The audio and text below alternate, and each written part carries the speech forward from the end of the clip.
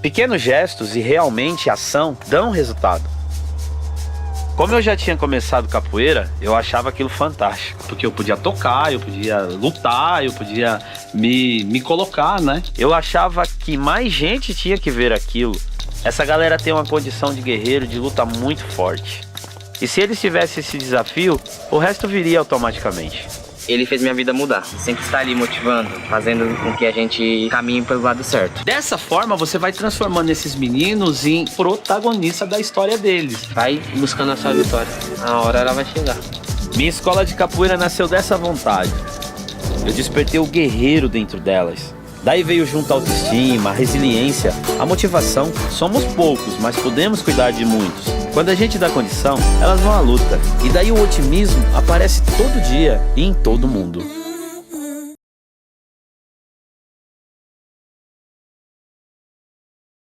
Obrigada aqui pela presença de vocês. Obrigada também pelo convite da Rosane. Meu nome é Cristiane Costa e eu vou apresentar essa mesa Construção do Feminino. A gente vai ter aqui presenças muito ilustres e muito interessantes. Queria chamar a Ana Paula Araújo.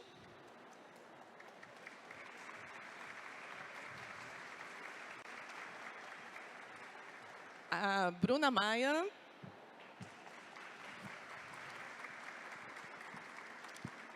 A Jaqueline Vargas.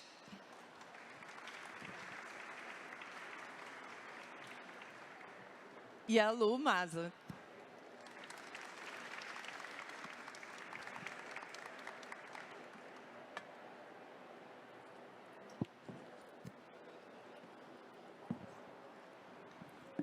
Bom, a gente tem aqui muitas mulheres na plateia e 4 mulheres muito interessantes, com muitas questões bem diferentes, mas que acabam dialogando uma com a outra, né? Então, diria que são facetas do feminino, do feminismo, da questão de ser mulher nesse país, no mundo, nessa época tão complicada.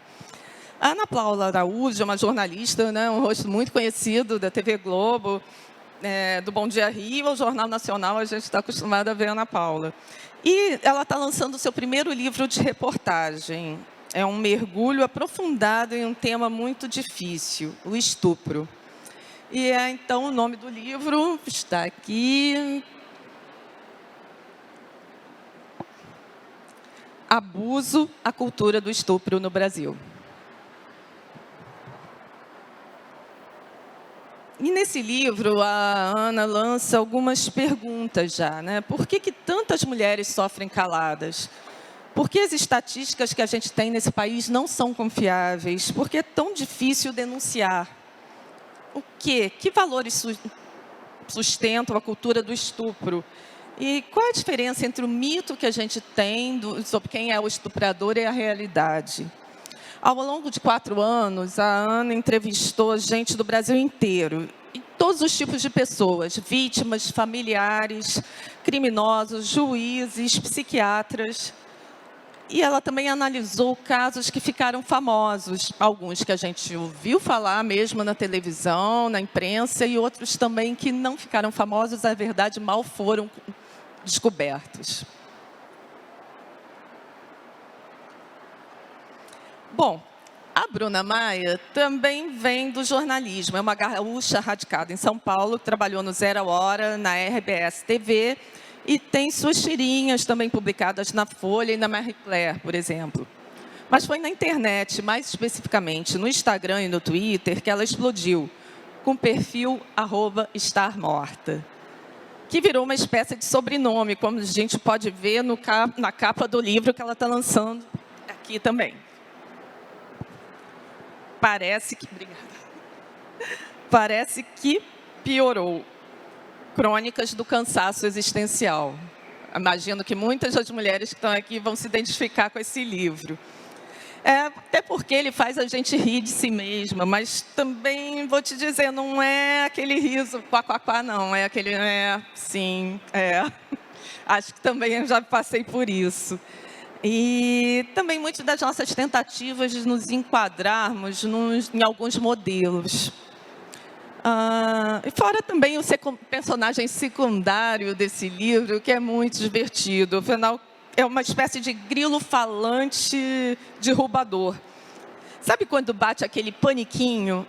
O nome do personagem é Paniquinho. Pois ele ganha forma e vida e diálogos muito realistas nesse livro. E é um livro que fala de mulheres às voltas com gorduras, hormônios, moda, falta de grana, ressaca, trabalhos irritantes, procrastinação, amigas, inimigas, gatos e até homens, né?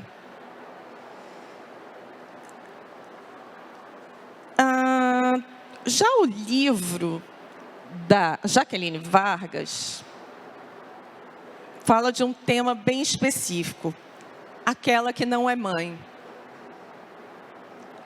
E, por incrível que pareça, é um livro de poesia. A gente está muito acostumado a ler poesia falando de amor, né?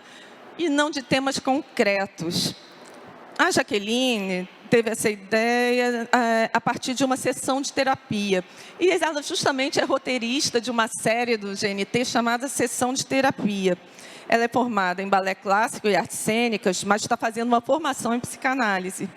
Ela trabalha como roteirista há mais de 20 anos, já fez de novelas a longa-metragens, e agora está lançando esse primeiro livro de poemas, que fala sobre a maternidade ou a falta dela. Aquela que não é mãe fala desse desejo, desse medo, desse adiamento, dessa cobrança social, da fantasia que a gente tem de ser mãe, de ter filhos, mas também de como isso pode ser um mito.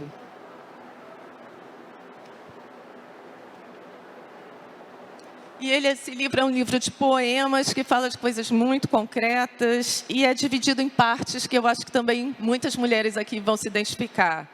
Aquela que queria ser mãe, aquela que foi filha e aquela que não é mãe. É uma poesia concreta, visual, contemporânea, fragmentada. Traz até palavras invertidas, jogos de linguagem.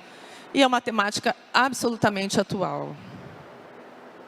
A Lu Mas aqui também é roteirista, escritora, atriz, diretora e a primeira roteirista trans da TV, autora e diretora de mais de 15 peças, incluindo Transtopia, apresentada no Teatro Municipal de São Paulo. Na sessão de terapia do GNT, ela é responsável por um personagem masculino, Nando, que é um empresário negro que tenta desconstruir seu machismo e também se libertar do racismo. Ela tem vários livros publicados já e foi finalista do Prêmio Jabuti com a coleção Primeiras Histórias. E eu aqui atrás estava cantando ela que está na hora dela fazer um romance, né? Ela integra também a coleção Dramaturgia Negra da Funarte, com Carne Viva, uma peça escrita quando tinha apenas 16 anos. E que agora ela assina com seu novo nome. Então, vou começar pela Lu, voltando à frase famosa da Simone de Beauvoir, né? Que ninguém nasce mulher, torna-se. Para que se tornar mulher? Se mulher não é muito complicado, não, Lu? Boa tarde a todos que estão aqui, boa tarde, minhas colegas maravilhosas.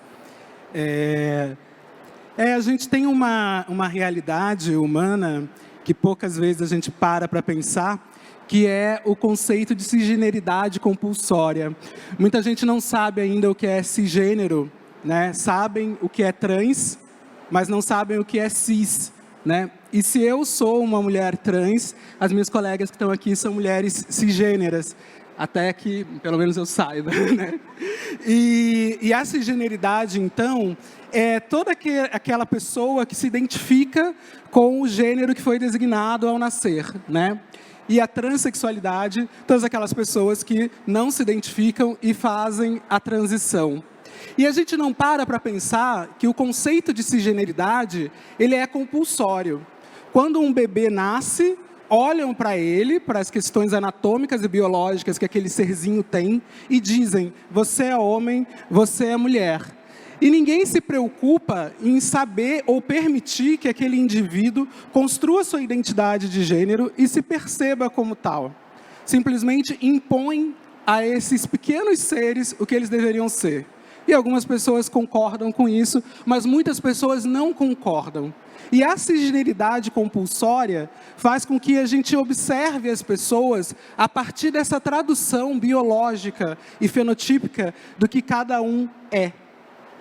Isso é uma ilusão muito grande, né? Por mais que hoje nós tenhamos acesso e informação a outras pessoas trans, às pessoas não binárias que reivindicam ainda uma outra leitura de gênero, né, que vai para além do homem e da mulher, a gente continua reproduzindo essa ideia de cisgeneridade compulsória. Então, eu digo que eu nasci mulher, mas a cisgeneridade compulsória do mundo me leu de outra forma e me condicionou, me colocou numa caixa que ninguém perguntou se eu queria, se eu concordava, se eu me reconhecia naquele lugar. Então, quando eu cresço, né, quando eu amadureço e percebo, né, que eu não compactuo com esse pacto cisgênero e rompo com ele, é por um reconhecimento da minha própria essência, né? E aí, o que eu penso quando eu escuto, né, a frase da Simone de Beauvoir, é justamente o quanto também as mulheres cisgêneras talvez não tenham a percepção dessa condição que lhe é imposta, né, ao nascer, e segue ali a sua trajetória. Eu tive a oportunidade, enquanto trans, de reivindicar, de perceber, né, de observar cada detalhe desse universo ao qual eu me reconheci. Foi assim que eu me identifiquei. E assim que eu passei a reivindicar publicamente para as outras pessoas que me reconhecessem enquanto a mulher que eu sou. Então, sem dúvida, as condições biológicas, para mim, elas são muito irrelevantes. Então, realmente, quem nasce mulher, quem nasce homem, isso é uma loucura. As pessoas nascem, né? Os bebês nascem. E aí as pessoas vão se descobrindo quem elas são. E eu me descobri mulher. Sem dúvida, não é fácil. Até porque, equivocadamente, muitas vezes acham que nós, mulheres trans, por exemplo, viemos de uma posição de privilégio social e depois fazemos essa transição, né? Quando, na verdade, não, porque todas as mulheres trans que eu conheço também são vítimas e oprimidas pelo machismo desde sempre, inclusive de dizer que elas não são mulheres. Então, reivindicar essa mulheridade é reivindicar o reconhecimento da minha identidade e o quanto essa identidade feminina é relevante para o mundo também, para a contribuição da expansão de pensamento do que é mulher. Que ser mulher não é ter o cabelo comprido, ser mulher não é usar vestido, ser mulher não é usar salto ou maquiagem, e ser mulher não é ter ou deixar de ter uma vagina. Então, quando a gente consegue ampliar um pouco o pensamento do que é ser mulher, eu acredito que a gente também consegue tirar um pouco das amarras sociais que delimitam o que uma mulher devia fazer. Porque eu não vou abrir mão de fazer absolutamente nada que eu fazia antes. Eu não vou abrir mão de ter acessos que eu tinha antes. Muitas vezes, quando eu vejo que tentam, né, transformar a forma com que me tratam ou a forma com que reconhecem o meu trabalho, a minha história, eu falo, não, mas como assim? Né? Por quê? Justamente ter conhecido de alguma forma o acesso social anterior é o que me permite reivindicar cada vez que eu acesso esses lugares e que outras iguais a mim e outros também tenham esses acessos, né? Então, eu acredito que tornar-me mulher é um processo contínuo. Acho que todas nós estamos nesse processo contínuo de nos tornarmos mulheres. Né? A gente está descobrindo o que é ser mulher, né? Porque cada uma aqui vai ler e vai dizer o que é ser mulher do seu jeito, assim como cada pessoa que está na plateia. Mas ser mulher é uma experiência individual, única, né? E uma jornada de desconstrução contínua. Quando eu estava aqui um pouquinho antes, estava respondendo a uma pergunta para uma entrevista em vídeo, falaram, nossa, mas por que tem tanto interesse, tanto movimento hoje em torno da mulher, em torno do feminino, em torno do feminismo? E, poxa, a gente vive num mundo que a gente, hoje em dia, olha para ele e a gente tem noção do quanto ele está equivocado, do quanto ele está errado, do quanto ele está em retrocesso. E esse mundo, ele é gerido, ou foi gerido na maior parte do tempo, por homens, por pessoas brancas, por pessoas cisgêneras. E não deu certo. A prova do sucesso da literatura feminista, por exemplo, é essa, de que não deu certo esse mundo e a gente está procurando novas possibilidades e novas alternativas para esse mundo. E eu acredito que a mulher seja essa nova possibilidade, seja essa nova oportunidade de olhar o mundo, olhar a sociedade, olhar os problemas sociais, os problemas políticos que nós temos de uma outra forma. Então, eu me torno mulher e eu convido a todas, todes e todos que também se tornem mulheres.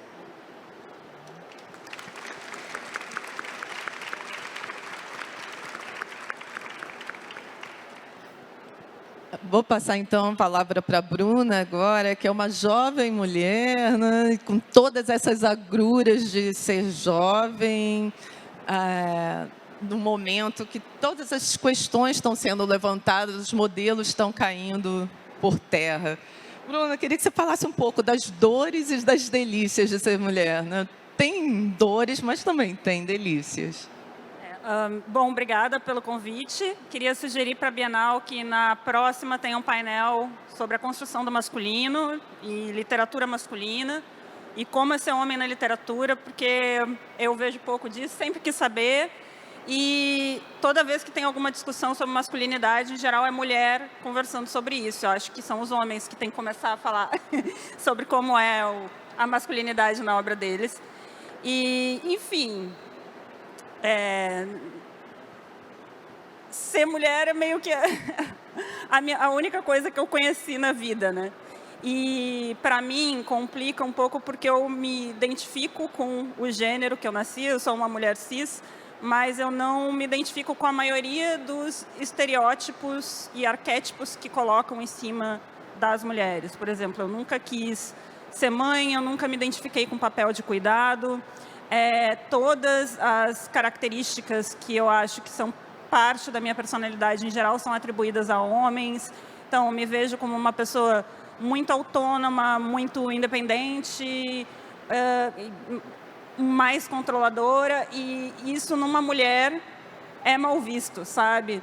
Então, certas características, o fato de eu ser um pouco mais ativa, um pouco mais agressiva, não agressiva de brigar com as pessoas, mas agressiva na hora de perseguir as metas e as coisas que eu quero, faz com que eu seja vista como uma mulher difícil, sendo que se eu fosse um homem, talvez eu fosse só um homem muito ambicioso e muito legal. Então, eu sinto que isso pesa para cima da gente. E são arquétipos que vêm sendo construídos aí já há muito tempo.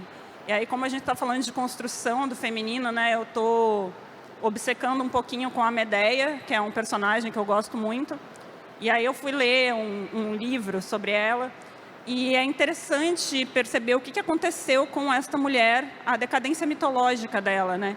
Que ela era uma deusa, neta do sol, e ela era a deusa da cura. Ela era a pessoa que sabia tudo de medicina, de ervas, que o Jasão só conseguiu o Velocino por causa dela. E ela passa para a história como uma ciumenta infanticida, enquanto ela é muito mais que isso. E aí você vai observar e várias deusas passaram por esse processo de decadência, né? Então, a gente tem essa história do arquétipo da mulher selvagem, que é um arquétipo interessante, mas também a gente tem aí deusas que são super racionais. As mulheres foram responsáveis pela agricultura e pela linguagem, tiveram uma participação muito grande na composição da sociedade, e isso foi sendo apagado mitologicamente, arquetipicamente. E aí a gente chegou nesse ponto da sociedade em que a mulher ainda está muito associada ao cuidado, enquanto o homem, que é associado com a exploração, com sair, explorar o mundo, criar coisas, e nós, como pessoas que temos que nutrir emocionalmente o mundo. Então, para um homem, o homem não tem que se preocupar com o mundo sentimental, porque esse mundo é das mulheres, e às mulheres é negado essa capacidade de explorar e de se aventurar. Acho que muda, né? A maneira como eu me manifesto no mundo e como eu vivo a minha vida é completamente contrária a isso. E aí eu fui percebendo com o tempo que essas características que eu sempre invejei nos homens, que é autonomia, independência e tal, eles têm muito pouco. Que eu acho que homens, em geral, são muito mimados. Vai aparecer alguém para dizer que nem todo homem? Vai. Mas eu acho que os homens estão muito acostumados a terem uma mulher cuidando deles, e eles não são tão autônomos e independentes quanto eu imaginava. E eu vejo muito mais mulheres com essas características. Então, eu tenho esperança que esses arquétipos estejam se desconstruindo e a gente possa construir alguns melhores para a gente.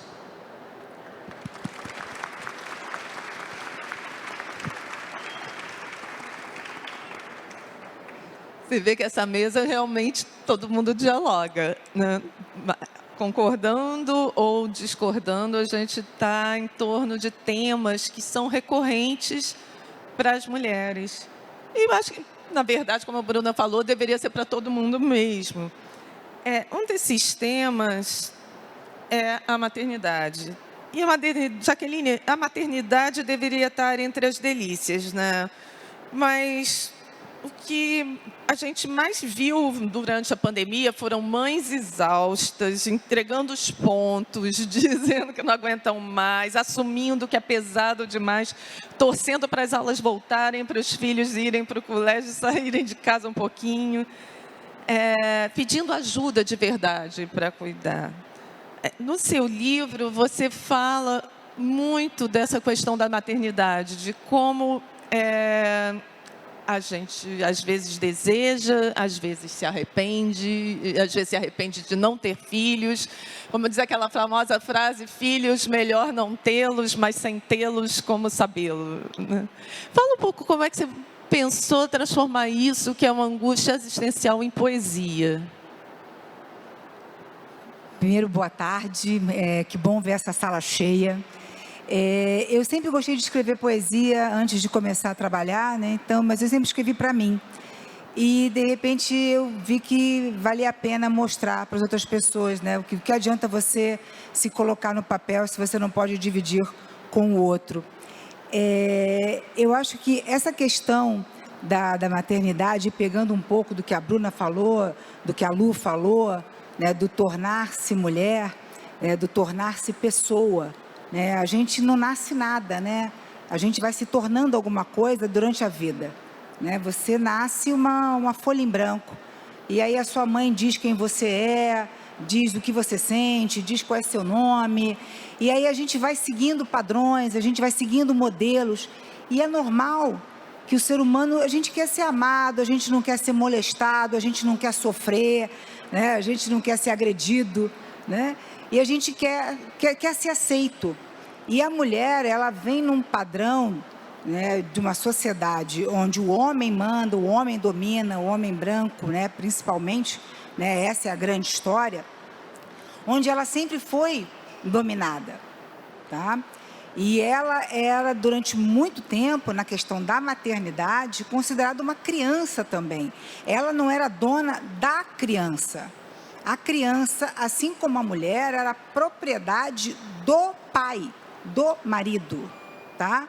Então, ela ficava ali sujeita àquilo.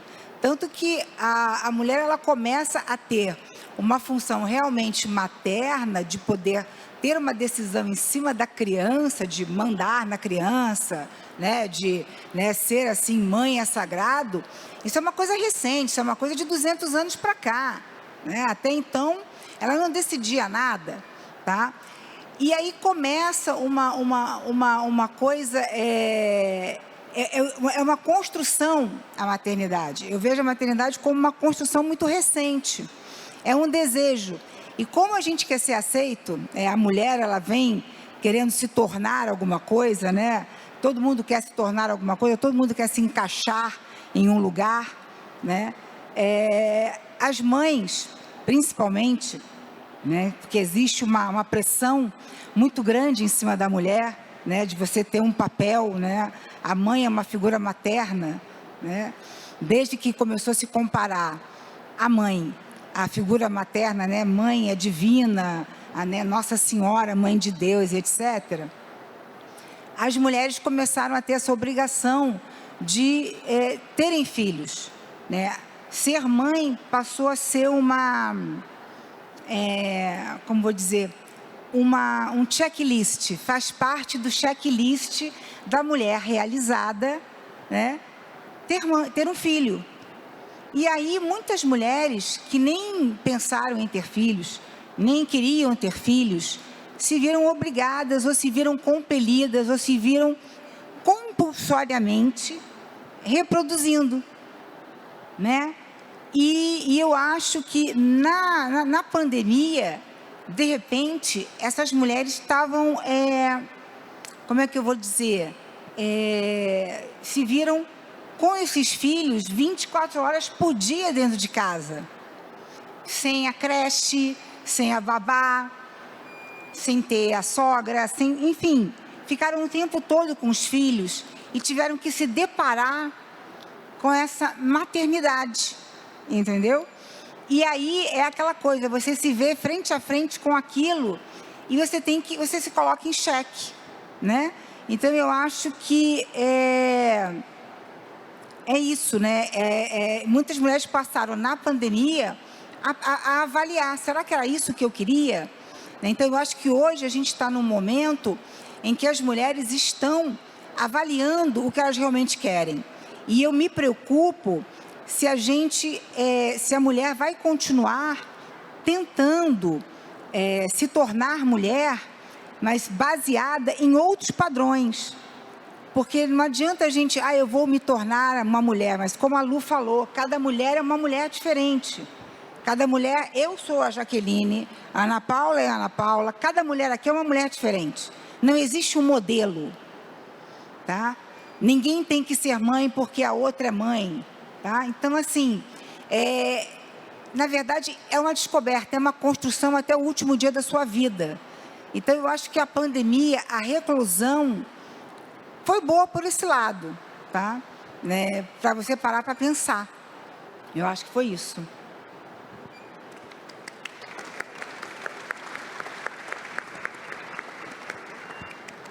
Ana Paula, você dedica seu livro à sua filha adolescente. Ser mãe de menina, a gente sabe que não é fácil. Mãe de adolescente, então, é uma dificuldade. E uma coisa que eu também já tive filha adolescente, mas que me dei conta muito recente, você fala no seu livro também, é que a gente viveu abusos na nossa época, assédio, mesmo assim o perigo de andar nas ruas, a forma como as coisas aconteciam. E eu jurava que isso tinha acabado, que a minha filha não passaria por isso, né? E aí, quando a gente vê movimentos como o Meu Primeiro Assédio, o Me Too, que vão dizendo, não, isso está acontecendo, isso aconteceu comigo também. Eu vi até casos de mães que eu conheço que descobriram que a filha tinha tido um problema, sei lá, no ônibus, no colégio, até dentro da família, e que nunca tinha falado para ela, né? Então parece assim que a gente achava que algumas coisas estavam resolvidas e não estavam. Tem uma filha, mulher, adolescente, que passando por esses problemas típicos que a gente até achava superados, tipo alguém passava a mão em você na rua ou te encoxar no ônibus. Foi o que te levou a fazer esse livro? Que levou a passar 4 anos dedicado a um tema tão difícil? Bem difícil. Boa tarde, Cris, Lu, Jaqueline, Bruna. Boa tarde a todos que estão aqui. Bom, antes de mais nada, quero dizer que é um prazer enorme estar aqui na minha primeira Bienal como autora. Eu lancei o livro no meio da pandemia, então não consegui ter esse contato, não consegui olhar para as pessoas, não consegui conversar diretamente sobre o assunto, a não ser via internet. Então, para mim, é uma alegria, uma emoção enorme estar aqui participando. E eu acho, Cris, que o que a gente está falando aqui, de um modo geral, é sobre liberdade, sobre a liberdade de ser mulher, a liberdade de ser trans, de não ter filhos, de não querer ter filho, no meu caso, de ter uma filha só, sem ninguém ficar me cobrando quando é que vai ter outro, porque as cobranças não param na vida da mulher, né? E, aliás, nesse livro sobre violência sexual, o que eu percebo é exatamente isso, que a gente caminhou muito, mas a gente ainda tem muito que andar. Eu digo que violência sexual é o único crime em que a vítima é que sente culpa e que sente vergonha. E não raro essa vítima é uma mulher. E não raro essa mulher é desacreditada, ela é recebida com descrença, com dúvida, com deboche, muitas vezes, como se se aquilo não fosse nada, ou como se ela estivesse inventando. Então, por que eu resolvi escrever esse livro? Porque é preciso, porque é necessário, porque o fato da gente não falar faz com que isso seja um tabu e a culpa fique para a vítima, a vergonha, todo o peso daquilo. Falava aqui de cobranças da sociedade e até no caso de violência sexual, tem uma cobrança, algumas cobranças muito perversas, que primeiro é praticamente cobrar da vítima por que ela de alguma maneira permitiu ou contribuiu para aquela violência que ela sofreu. É aquela história de que roupa que estava usando, onde que estava, com quem falou, se bebeu, se não bebeu. É sempre uma tentativa de jogar a culpa para a vítima. E até depois, a gente sabe que ficam traumas dessa experiência horrorosa, absurda, mas até na hora de superar o trauma, há uma cobrança velada da sociedade de que aquela mulher se defina por aquilo, de que ela fique para sempre traumatizada porque ela tem que carregar o peso de ter sofrido uma violência sexual. Então, respondendo mais diretamente a sua pergunta, eu fiz esse livro muito também pensando na minha filha adolescente. Ela agora tem 15 anos, vai fazer 16, e é impressionante como isso ainda é uma preocupação. Eu me lembro quando eu era criança de sempre ter aqueles alertas da minha mãe de cuidado no ônibus, cuidado com o que você vai vestir, cuidado com quem você vai falar. A gente passou uma vida inteira educando as meninas para terem cuidado, para se preservarem, entre aspas, para não viverem com liberdade, e ninguém educou os meninos sobre noções de consentimento, de respeito. Eu me peguei há pouco tempo, eu estava num parque de diversão com a minha filha, ela era menor, ela tinha uns 8, 9 anos de idade, e ela me pediu para ir num brinquedo sozinha. E ela sempre extremamente responsável, confiaria perfeitamente dela ir no brinquedo sozinha, a gente se encontra na saída, problema nenhum. Quando eu vi na fila que ela ia cair no mesmo carrinho que um pai com 2 filhos adolescentes. E eu falei, minha filha, volta, você não vai.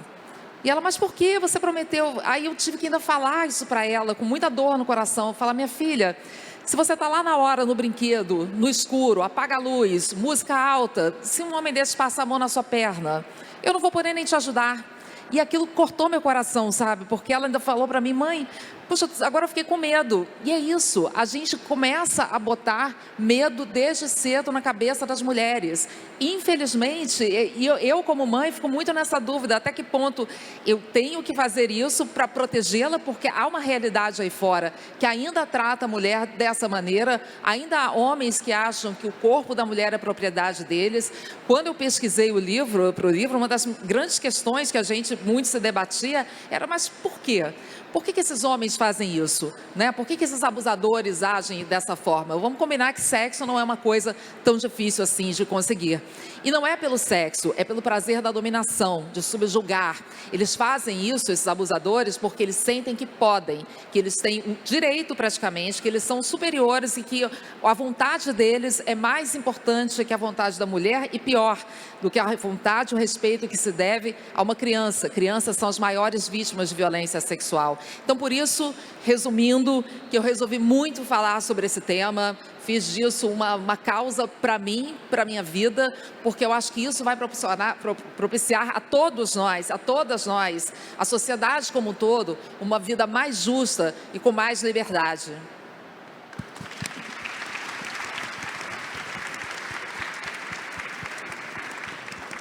É interessante porque a Bruna estava falando sobre a Medea antes, né? E a Medea é um caso assim, né, Bruna? Ela de vítima se transforma em monstro. Como? Perdão, não escutei bem. Não, você estava, tô falando da Medea que você estava falando antes, né?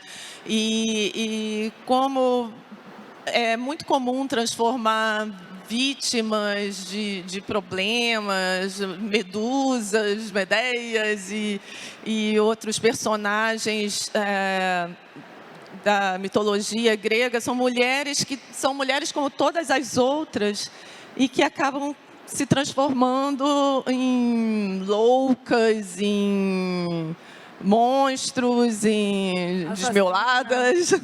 Eu sou fascinada por tudo que essa personagem traz, pelo fato de ela ser uma protagonista na tragédia grega, uma mulher protagonista. E não é uma peça que dê para ler com os olhos de hoje. Naquela época, o casamento significava outra coisa, a maternidade significava outra coisa. Então, quando ela matou os filhos dela, ela estava matando aquilo que o Jazão tinha posto no mundo, né? A paternidade tinha outro significado. Mas a história toda da Medeia mitológica, que é uma mulher que começou, que era uma deusa, ela era neta do Sol, ela era uma das 3 principais deusas daquele período, que foi decaindo, até a gente conhecer ela como essa mulher raivosa e esquecer que ela estava ali, que ela mandava em todo mundo e que ela era muito mais poderosa que o Jazão, inclusive. Tanto que no final da peça ela vai encontrar o avô dela, ela sobe numa carruagem. Mas eu gosto muito da Medeia porque ela é uma personagem malvada, né, de certa forma. Ela é uma personagem que não se conforma com o destino dela e ela resolve se vingar. E eu não gosto de leituras da Medeia que falam assim, não, ela não fez isso pela vingança. Ela fez isso porque ela queria se encontrar consigo mesma. É uma jornada... Não, é uma história de vingança, assim. A que o Sófocles conta, né? É o Sófocles. É uma história de uma mulher que vai se vingar. E eu quero muito ter a liberdade de poder escrever personagens mulheres que tenham vingança como motivação ou que não tenham motivação nenhuma e que possam ser ruins. Porque eu acho que existe uma boa moça que mora dentro de autoras mulheres que muitas vezes nos impede de dar essa camada para as nossas personagens, que nos impedem de criar mulheres que sejam malvadas e que ajam de maneiras condenáveis e que cometam crimes e que façam coisas abomináveis. E isso é uma doideira, porque se a gente for analisar séries que fizeram muito sucesso, você pega Breaking Bad, teve a do Tony Soprano, os caras passam a série inteira matando alguém. Um vira um traficante de droga, destrói a vida da família, mata criança, mata gente, um monte de gente. E aí ele é considerado um herói, né? Um anti-herói, muito homem se identifica com ele.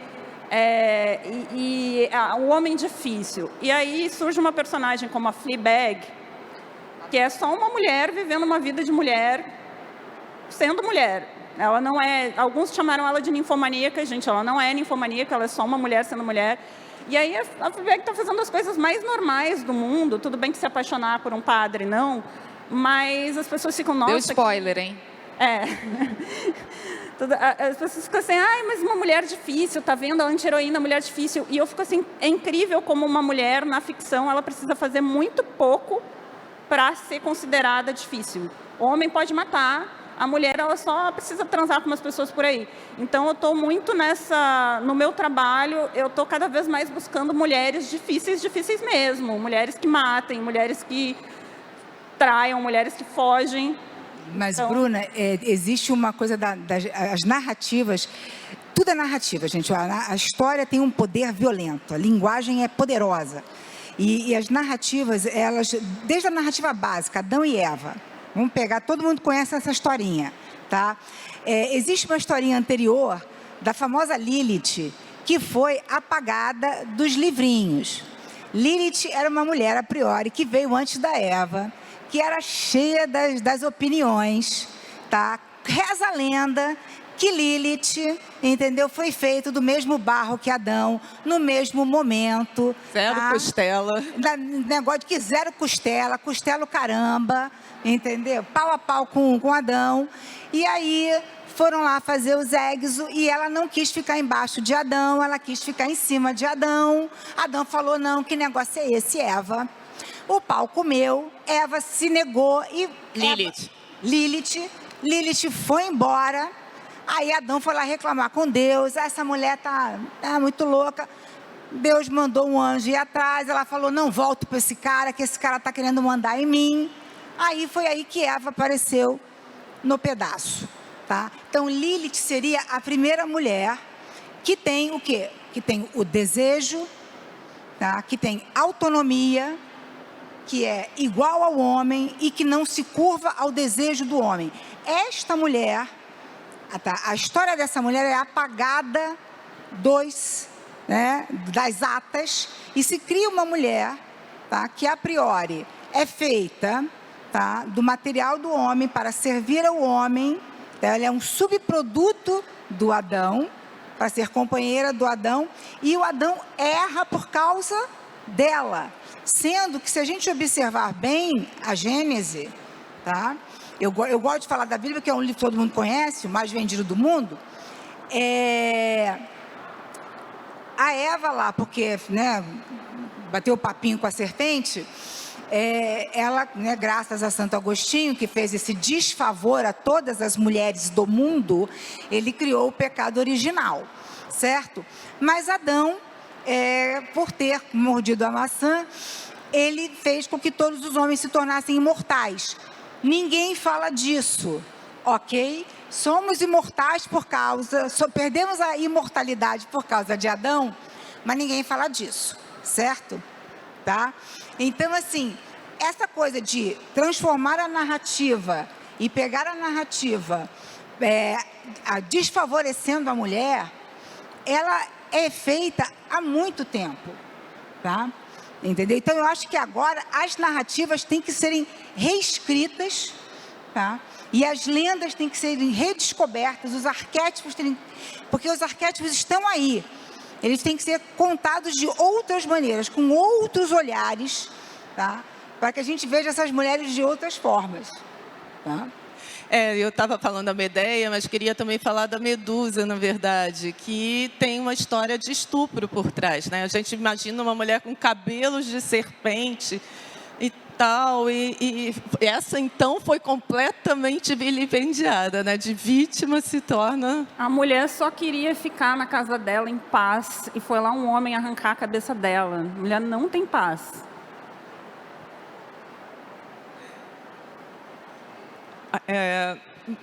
O que eu ia perguntar também agora para você, Lu, a gente falando justamente de mudar o ponto de vista da narrativa, né? O famoso lugar de fala, que na literatura sempre teve, a gente sempre falou a partir de algum ponto de vista. A graça da literatura é justamente você contar a história de um assassinato a partir do olhar do assassino, né?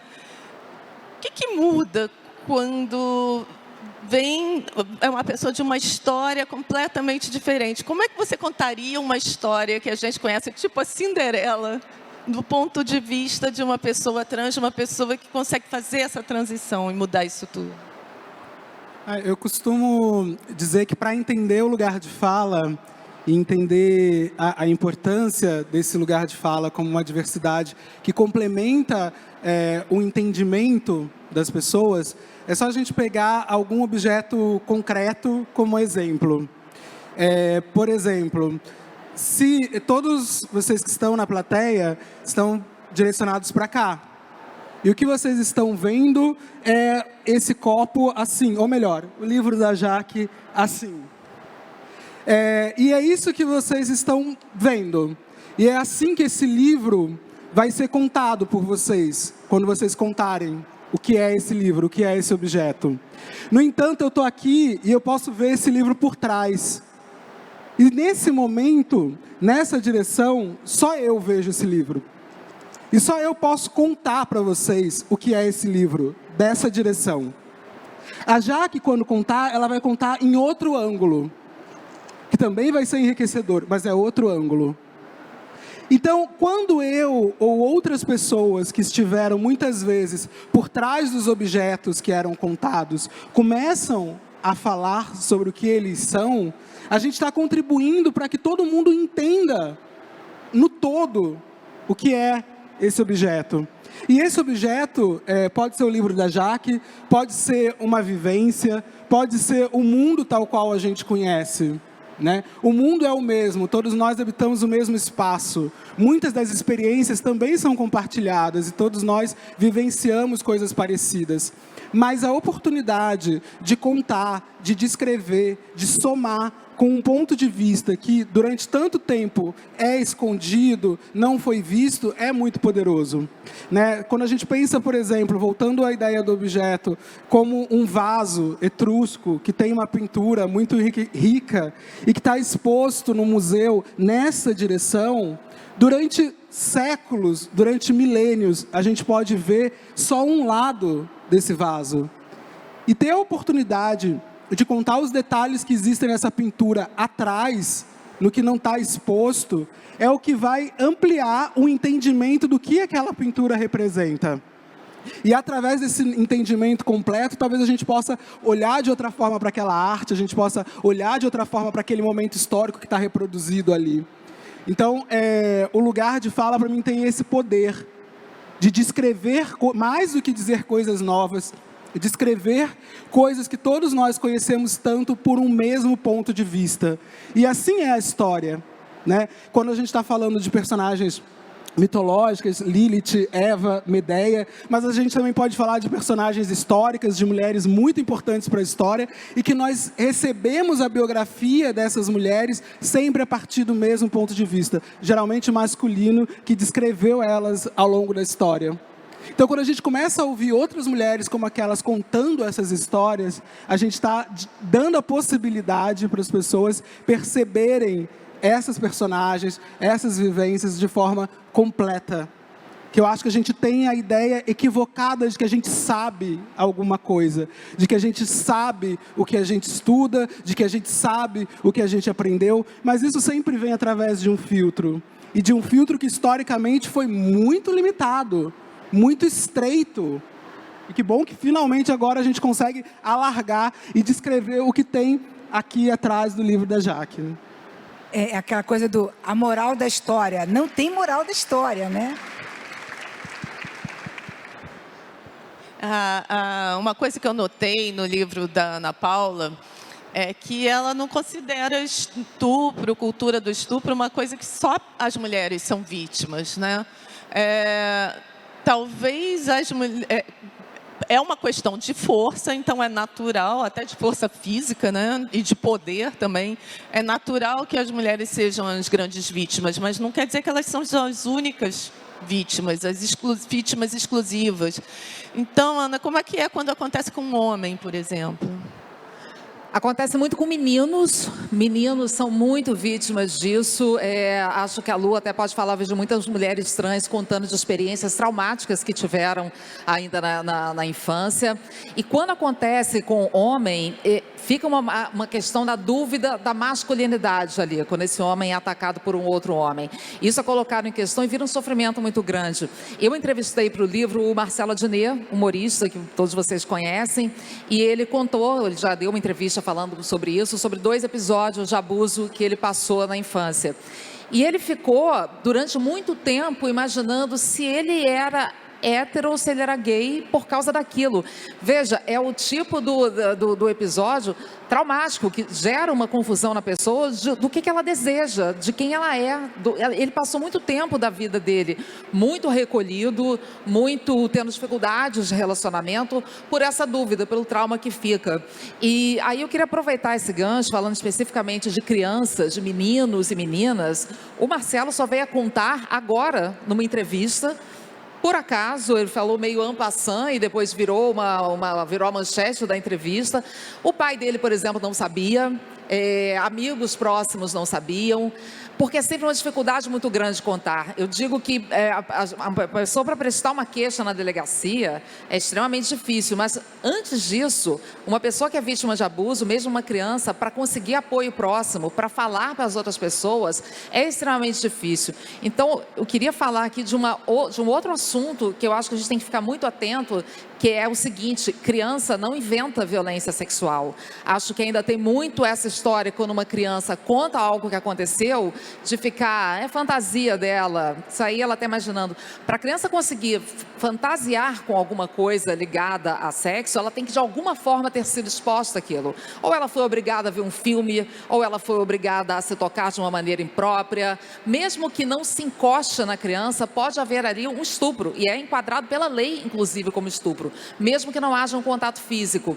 E os raros casos em que uma criança inventa uma história dessa é quando tem alienação parental, sexual, aí um fica botando aquilo na cabeça do outro, mas geralmente a criança vai com aquele diálogo decorado, construído, é fácil de perceber que ela está falando de algo que ela não sabe, que ela não viveu.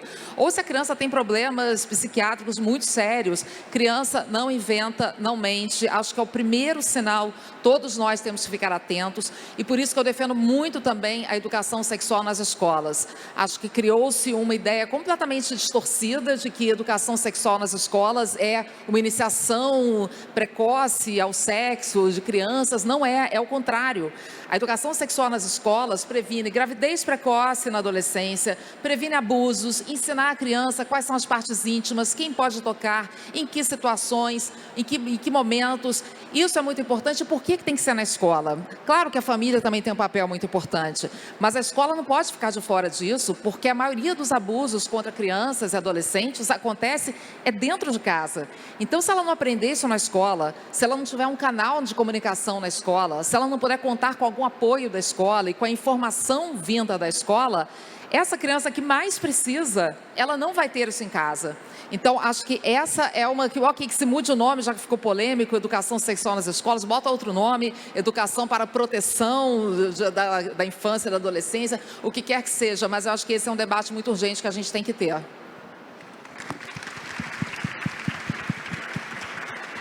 E Ana Paula, tem uma coisa muito importante, que é com relação à criança, que é quando os pais não acreditam na criança. Isso que você falou, a criança não mente. Você não acreditar, não acolher a criança, isso gera um problema para a criança muito sério. É preciso ouvir a criança, gente. Isso pode gerar um problema para a vida inteira desse sujeito. É preciso ter muito cuidado nesse momento com a criança. Gente, eu queria só falar uma coisa, Lu. Para vocês todas aqui que estão aqui, eu tenho certeza que todas aqui têm alguma história para contar. Todas. Alguma história de abuso sexual. 70% das minhas amigas já passaram por isso. 70% eu estou chutando por baixo. Eu já passei, não sei quantas vezes, porque se você considerar que tirar a camisinha sem avisar a mulher é estupro. Então, eu já perdi a conta. Já aconteceu quando eu era criança, aconteceu quando eu era mais velha. Então, eu me incomodo muito quando as mulheres começam a compartilhar esse tipo de experiência. Vem as perguntas, o que você estava fazendo? Por que você se colocou nessa situação? Depois vem também a pena, eu sinto muito pelo que aconteceu com você. E aí vem o nem todo homem, né? Não, mas com quem você estava andando? Como é que isso foi acontecer?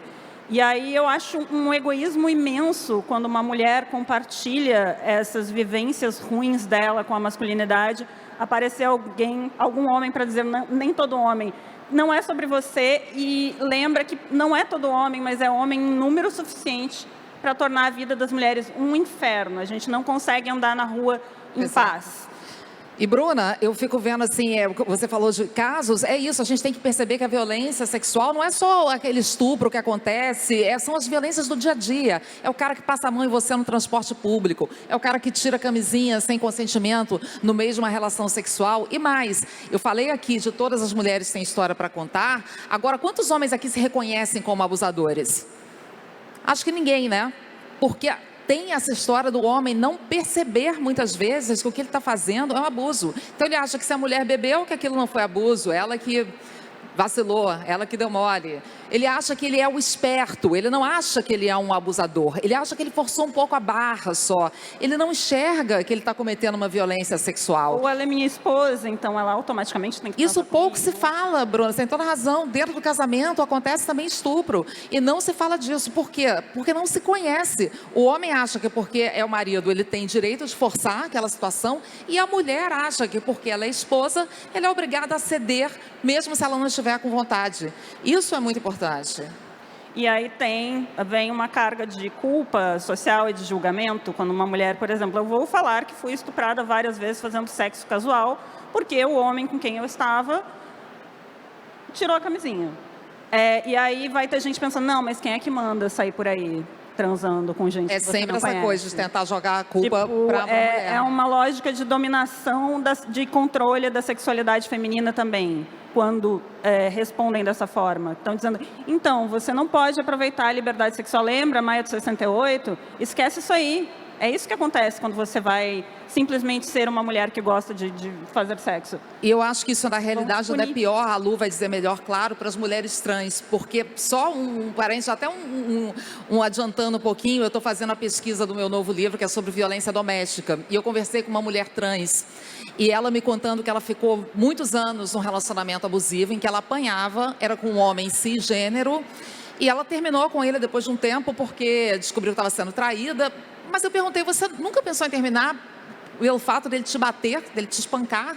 Ela, não, isso para mim não era uma questão, porque para mim é como se ele fosse uma tábua de salvação, como se eu nunca mais fosse achar alguém que fosse ficar comigo, fosse me assumir, fosse me apresentar para os amigos. Então ela tolerava aquilo, aquilo me doeu tanto ouvir aquilo, sabe? Ela não cobrava o respeito que ela merecia, o amor que ela merecia, que ela devia ser o que ela estava buscando, ela só buscava ali uma tábua de salvação.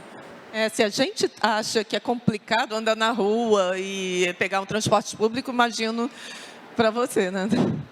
A gente está falando primeiro do país que mais mata travestis e mulheres trans no mundo todo, né?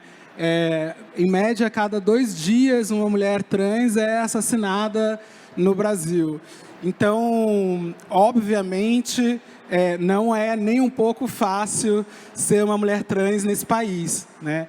A gente está o tempo todo vulnerável, né, aos ataques de uma sociedade que acredita que possa direcionar as pessoas e que se essas pessoas não seguem a direção que lhes é imposta, essas pessoas devem ser detidas, essas pessoas devem ser anuladas, consumidas e assassinadas. Eu acho que tem quando você descreve, por exemplo, sobre a mulher que você entrevistou para o seu livro, né, eu fico pensando o quanto essa mulher não apanhou dos homens que passaram na sua vida. Sim, ela tem um histórico exatamente de criança. Uma amiga minha, eu conheço bem a história dela. Então, e aí essa relação, né, da agressão / afeto que vem dos homens acaba se reproduzindo, né? E apanhava muito por isso, porque você vai aprender a ser homem. Apanhava por isso quando era criança. Exato. Não, você apanha para aprender a ser homem, você apanha por não ser homem, você apanha, na verdade, né? Eu acho que tem quando você fala dos homens, né, o quanto os homens se reconhecem como abusadores, é que os homens, como a Bruna disse, falam muito pouco sobre si mesmos, né? Muitas vezes há uma defasagem enorme. Eu conheço homens, inclusive, que consomem literatura feminista, mas não leem sobre masculinidade. E aí, do que adianta, na verdade, né? Porque o problema, na real, desse mundo, ele foi gestado pela masculinidade, não pela feminilidade, né? Não são as mulheres que desenvolvem a maioria das guerras, não são as mulheres que causam esses problemas que a gente lida até hoje, né? São os homens. E, no entanto, os homens passam ali alheios, muitas vezes eles aderem ao discurso feminista para passarem ali como, né? Eu não faço parte disso, e não se tem um pensamento, não se tem uma reflexão. Então, o homem, ele acredita que todas as pessoas que estão no mundo, que ele enxerga abaixo dele, estão ali para serem consumidas, né? E esse processo eu acho muito curioso, porque ele passa pelas mulheres cisgêneras, ele passa pelas mulheres transgêneras, ele passa pelos homens cis-gays, ele passa pelos homens cis héteros que sejam mais jovens, ele passa por homens trans. Todos os corpos podem ser consumidos pelo homem cisgênero. E aí esse pensamento, quando existe uma criança que pela cisgeneridade compulsória foi lida como pertencente a esse grupo masculino, e essa criança demonstra ou reivindica qualquer comportamento que fira esse código, é como se fosse uma traição, né? Como assim esse ser que está aqui acolhido pela masculinidade está negando, está saindo desse círculo? Não! E a primeira forma de contenção Por incrível que pareça, a primeira forma de contenção a qualquer manifestação de gênero ou sexualidade de uma criança lida corretamente ou equivocadamente como masculina é a punição sexual, muitas vezes. Não faz o menor sentido, né? Nem dentro da pseudológica que estão tentando propor, né? Então, é sempre uma violência contínua. E muitas vezes uma coisa assim, não, mas eu não faço isso, não, eu jamais abusaria de uma pessoa trans, eu jamais abusaria de um menino gay, eu jamais... Sim, mas o que você faz? Como são as conversas que você tem? Quando alguém faz uma piada, você faz o quê? Você ri junto? Quando você entra num espaço e vê uma hostilização a essas pessoas, você faz o quê com isso? Porque se você não faz nada, você é tão abusador, tão assediador, tão estuprador como todos os outros.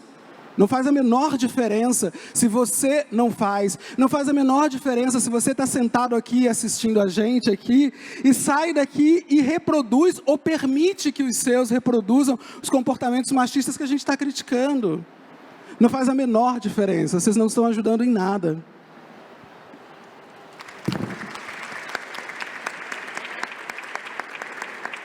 Então, acho que a próxima Bienal tem que ser esse tema, construção do masculino, colocar bastante painel. Botar mesas só de homens. Pode até me chamar para mediar, mas eles têm que começar a conversar sobre isso daí, né? Senão é sempre a gente, até a desconstrução deles, quem tem que fazer é a gente. Verdade. E não dizem que machista é a mãe do homem? Ainda bota a culpa na gente. Nossa. Bom, eu vou abrir para a plateia, fazer perguntas. Imagino que tem muita gente aqui interessada. Essa discussão é eletrizante e faz parte da vida de todo mundo, né? Olá, boa tarde. Meu nome é Luana Paz. Eu vim representando o Centro de Produção Multimídia da TV Uva Web. Eu sou estudante de jornalismo. Fiz a leitura do seu livro, Ana Paula Araújo. E eu queria te fazer uma pergunta. Como você mesmo afirmou durante a palestra, toda mulher tem uma história de abuso, mas dificilmente um homem assume ser um abusador. Então, essa conta não fecha. Queria saber de você como foi o retorno do público masculino sobre a escrita desse livro. E se, de fato, houve um retorno significativo de homens em relação à sua obra. Obrigada. Obrigada a você, Luana, pela pergunta. Primeiro, a esmagadora maioria dos retornos que eu tenho é de mulheres, fato. E aí um ponto que eu acho bem interessante é que eu até estava comentando com a Bruna, com a Jaqueline, com a Lu e com a Cris, é que eu fiquei muito com medo, muito tensa do livro e do podcast que veio depois do livro serem um gatilho para vítimas de violência sexual. Mas eu tenho recebido um retorno incrível de mulheres que tem acontecido exatamente o contrário. Elas ali se veem menos sozinhas, se veem mais representadas, se veem ouvidas, se sentem acompanhadas e conseguem até entender melhor de outra maneira o que aconteceu com elas, porque mesmo que às vezes a pessoa saiba que ela não é culpada daquilo, ainda há um sentimento de culpa ali. E quando você vê uma outra história sendo contada, você começa a olhar, realmente, aqui essa mulher não teve culpa, então a minha história também não foi assim. O retorno de homens é pouco, eu tenho algum retorno, algumas pessoas que me escrevem ou que postam nas redes sociais, mas eu tive um retorno muito, muito interessante. Um amigo meu do trabalho que leu o livro falou, olha, tem livros que servem para a gente viajar, sonhar, e tem livros para a gente pensar. E o seu é um desses. E eu comecei a refletir e a repensar muitas posturas minhas na minha vida. E ele é um menino também que é parceiro, não demonstra, não tem nenhum desse machismo escancarado que a gente vê, enfim, infelizmente ainda muito. E ele viu que ele, lendo o livro, ele repensou muita coisa, ele refletiu e ele mudou muitas atitudes dele. Então, eu confio muito nesse trabalho de formiguinha, peço aqui aos homens que não leram, que leiam, acho que aí um falando já vai falando para o outro e aí a gente vai construindo, porque exatamente essa conversa, como a gente está dizendo aqui, é sempre entre as mulheres, não adianta ser só entre a gente, os homens também têm que entrar para esse debate.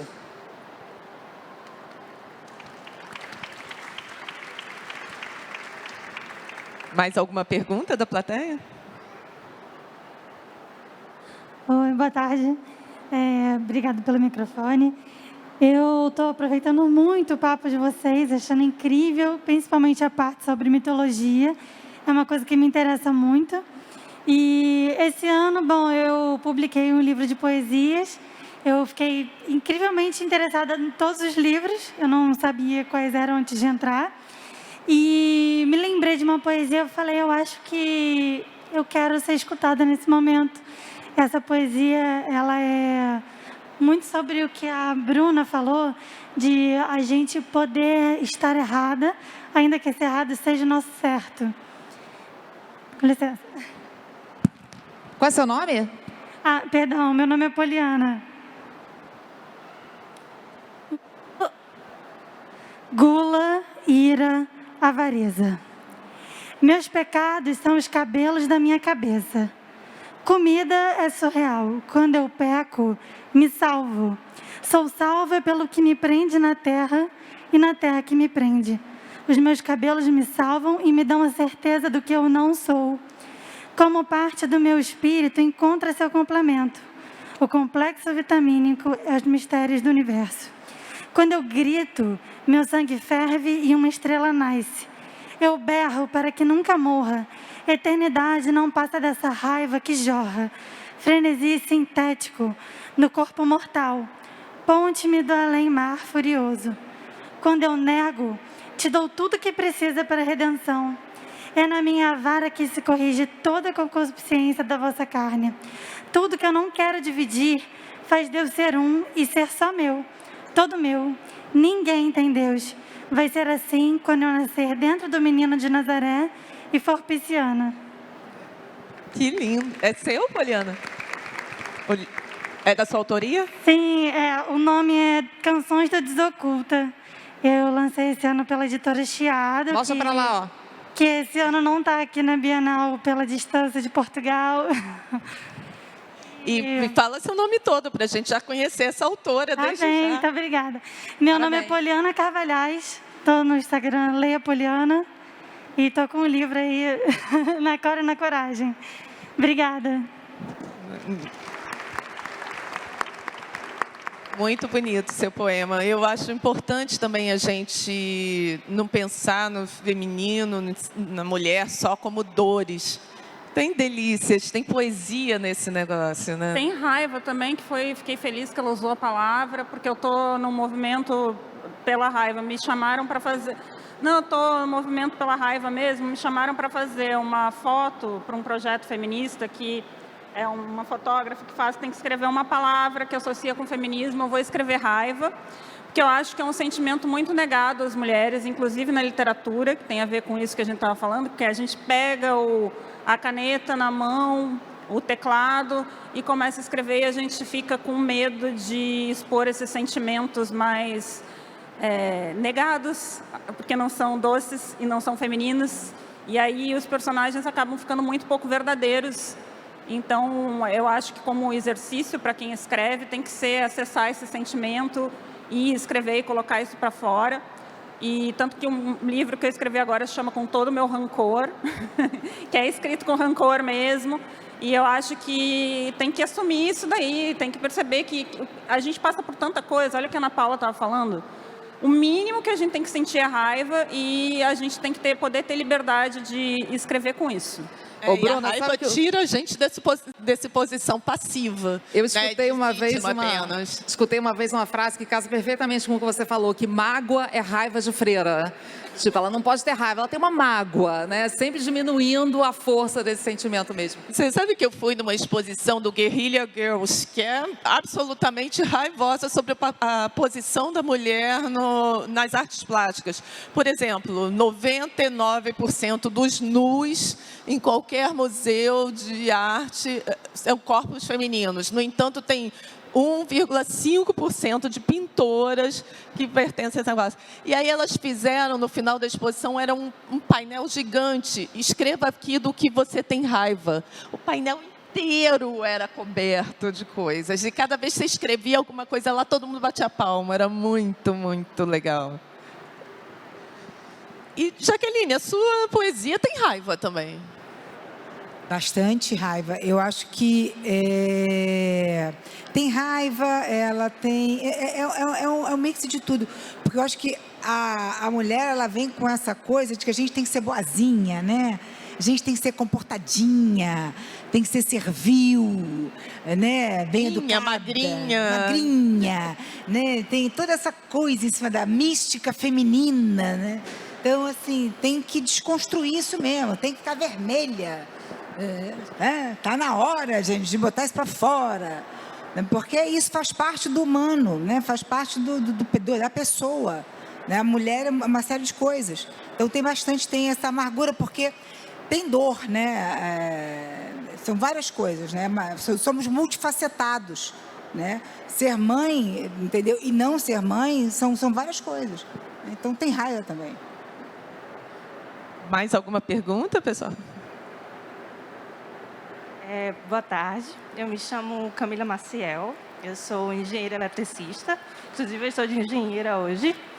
Eu sou autora de uma coleção de livros infantis para incentivar meninas a trabalharem na área de engenharia, de tecnologia e ciências, que somos ainda pouquíssimas, né?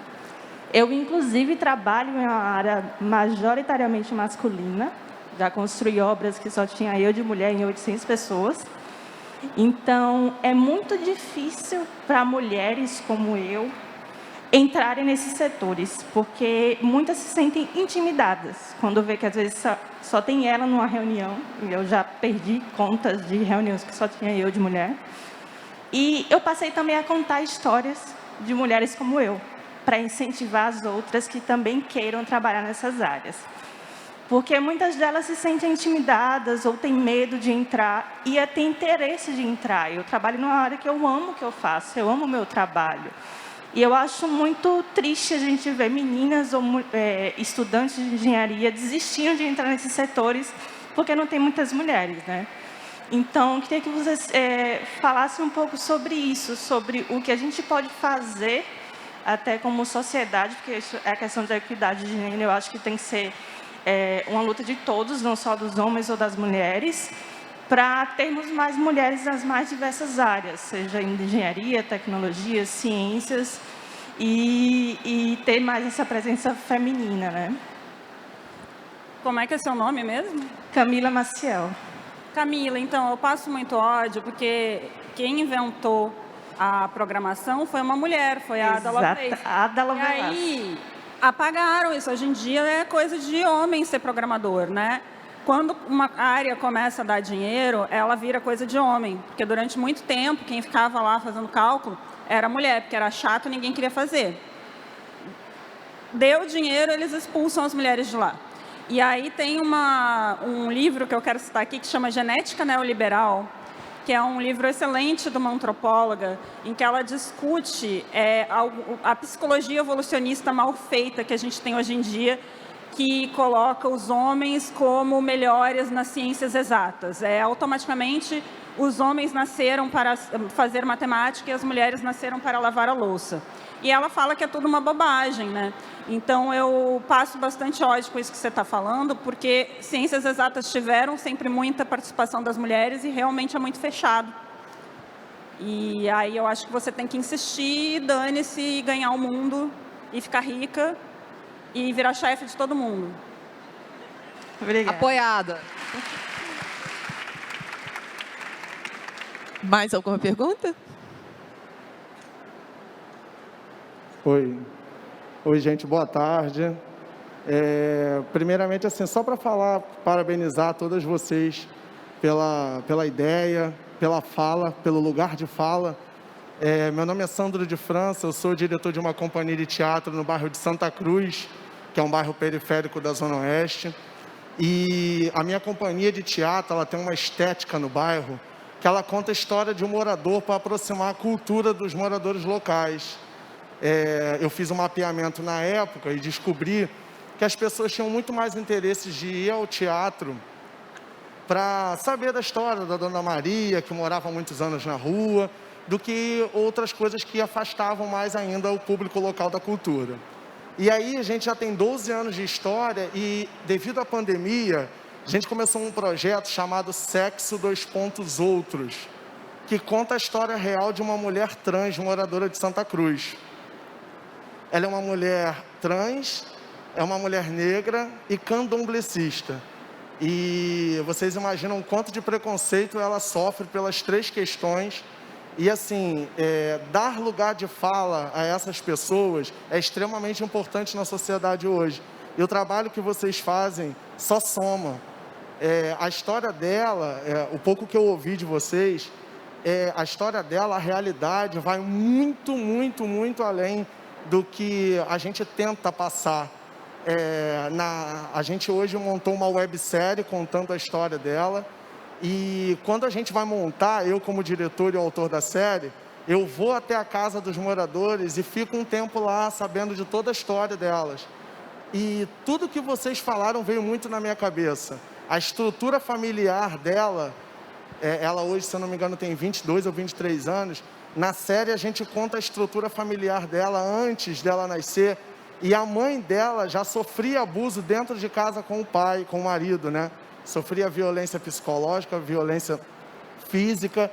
E tudo isso resultou um pouco na construção da personalidade da Isabela, que antes da transição era Antônio Jorge. Então, assim, queria agradecer por toda a fala de vocês. Somam muito, é muito importante tudo que vocês fazem.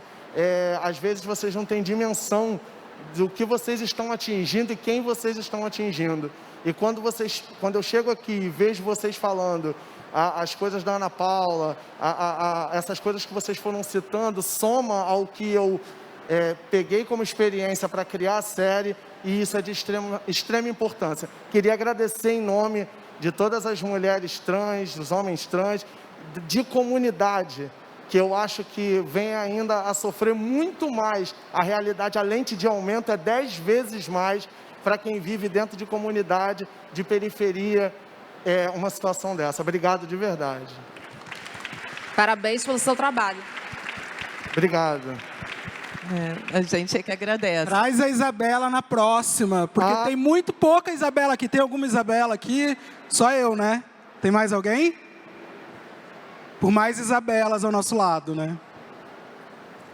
Gente, nosso tempo está acabando. Eu acho que eu só tenho para mais uma pergunta. Então...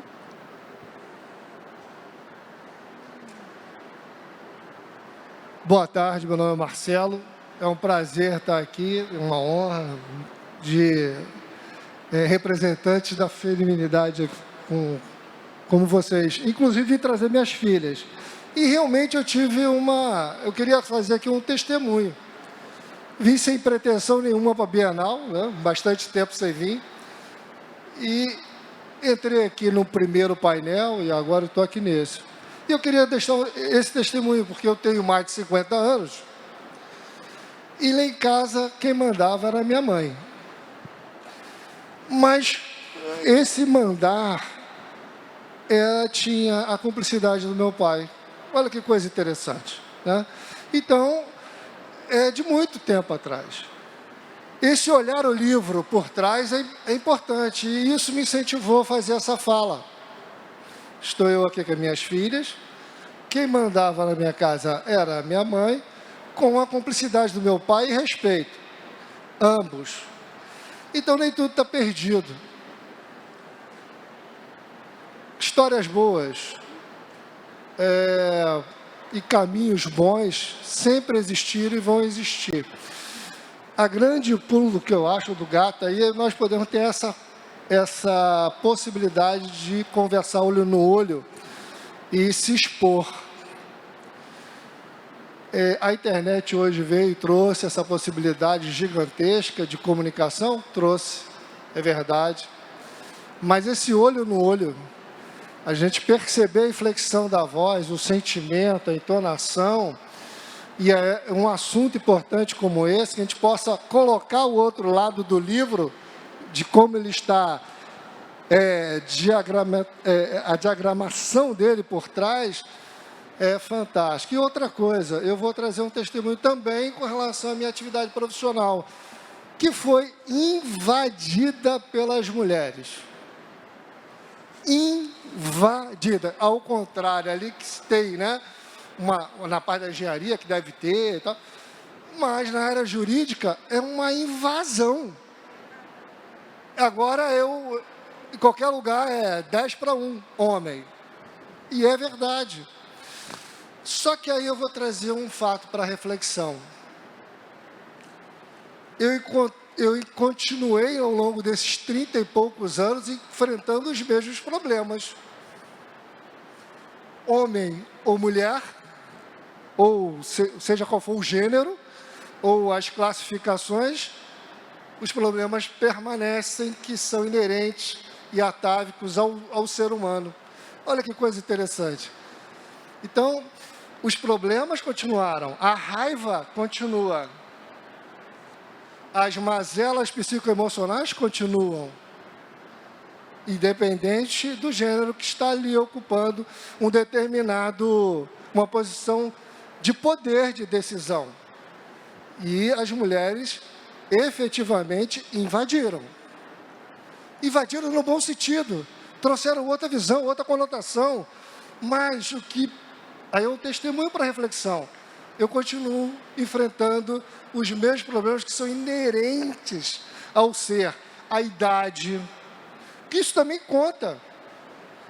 Dependendo da fase e da faixa etária, a capacidade de interpretar o verso do livro muda.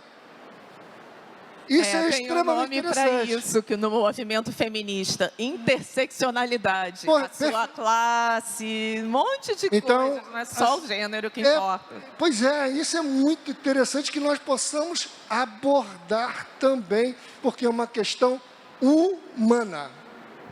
Efetivamente é uma questão humana. Respeito é uma questão humana. Qual é seu nome mesmo? É, Marcelo. Marcelo, eu vou te dar um presente. Eu vou te dar meu zine aqui.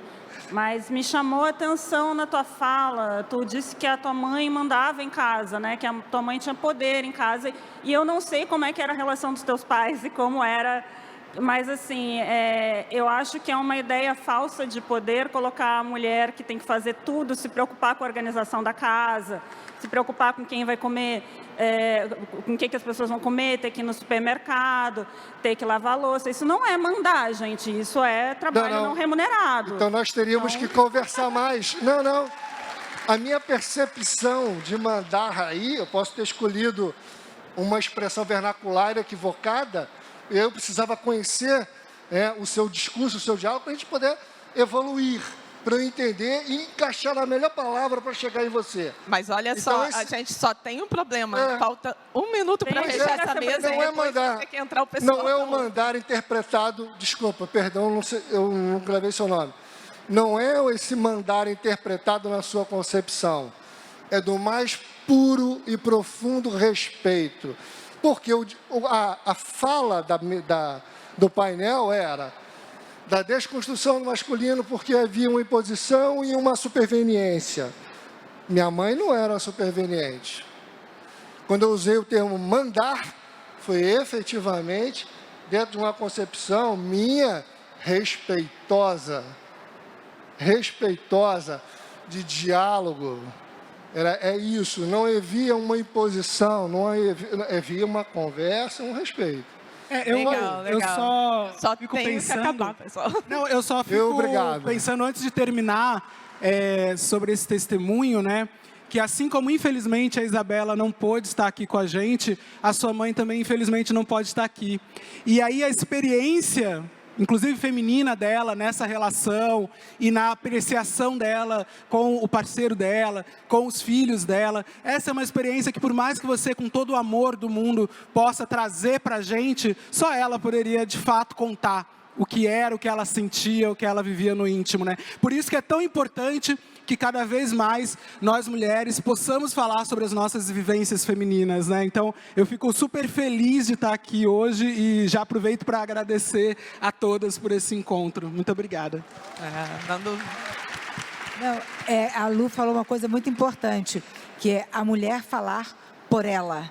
Né?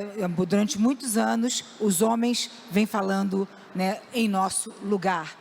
Então, assim, de repente, você pode até se surpreender e a sua mãe falar, pô, não mandava nada em casa, entendeu? Né? E ter uma impressão sua. Eu estou falando isso, né, sem saber. Ou mandava em casa, mas eu nasci, foi para CEO. Mandava na casa, dava um trabalho do cão. A menos que ela mandasse o homem lavar louça, lavar roupa, manda o homem no supermercado, aí tudo bem, aí é mandar em casa mesmo. De resto, é trabalho não remunerado. Bom, Ana, você quer terminar? Gente, quero só aproveitar para me despedir. Eu sou de televisão ao vivo, eu estava nervosa vendo aquele cronômetro chegando perto do zero. Eu falei, meu Deus do céu, vamos estourar o tempo, que para mim é uma questão diária. Enfim, só para agradecer muito, agradecer para vocês, Cris, Lu, Jaqueline, Bruna, adorei nosso papo, as participações. Muito obrigada, adorei estar aqui. Obrigada. Obrigada a todos vocês.